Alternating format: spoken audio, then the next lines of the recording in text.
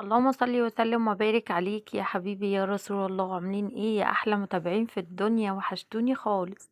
وهنا بقى جبت الصينية، وهنا بقى كنا جايبين فسيخ من عند صلاح الامام، بجد فسيخه تحفة. اقسم بالله العظيم كان بصوا تحفة تحفة كده، بجد الفسيخ بتاعه جامد جدا. وهنا بقى جبت الصينية، قلت بقى اللي انا انضفه. طبعا انا اصلا مش بحب اللي انا انضف الفسيخ، انا بحب اللي انا كده ايه، اخد الفسيخة بتاعتي وافتح بطنها واحب اللي انا اكلها كده. بس من هنا بقى ايه، اسلام كان هياكل معايا، وعشان اسلام ياكل معايا طبعا لازم انا انضف الفسيخ. مش هينفع اللي مش هينفع اللي هو بياكلها كده، عشان انا بقى ايه بطلعه له بالمعلقة يعني في الطبق.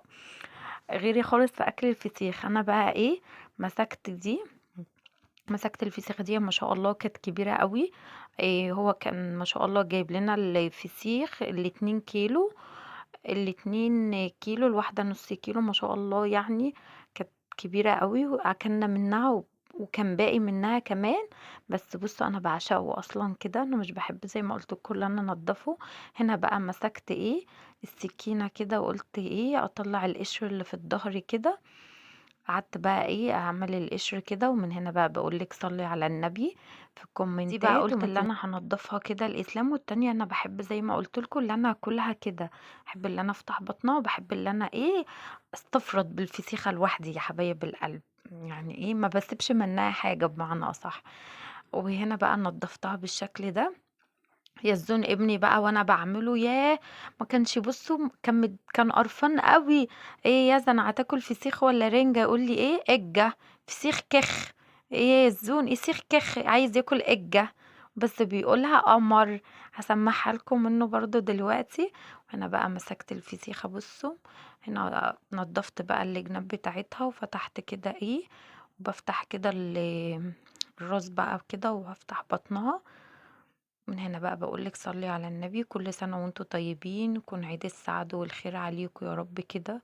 واللي بيتمنى حاجة حلوة ربنا يراضيه بيها، ربنا يرضيكوا ضعف ما بتتمنوا. هنا بقى فتحت بطنها، بجد كان الفسيخ جامد جدا جدا جدا، بجد فسيخه تحفة. بصوا مزبت كده، شايفين الجمال، شايفين الحلاوة، بصوا كان بجد في حتة تانية. هنا بقى شلت الحاجات اللي بتبقى في البطن دي. وهنا بقى ايه السلسلة طبعا اللي في البطن دي مش هتترمي، طبعا ده انا هاكلها. بصوا بحب اللي انا ايه امصمصها كده، كانت بجد جامدة جدا. هنا بفتحها بقى كده، انا يعني ايه، انا بنضف الفسيخ اكتر من كده، بس بعد ما نضفت الفسيخ كده اكتشفت ان الاسلام مش هياكل معايا. نزل عملت ايه، اكلتها انا وخلاص. وعلى ظن انا بحب اللي انا ايه مش بحب اللي انا انضفه زي ما قلت لكم.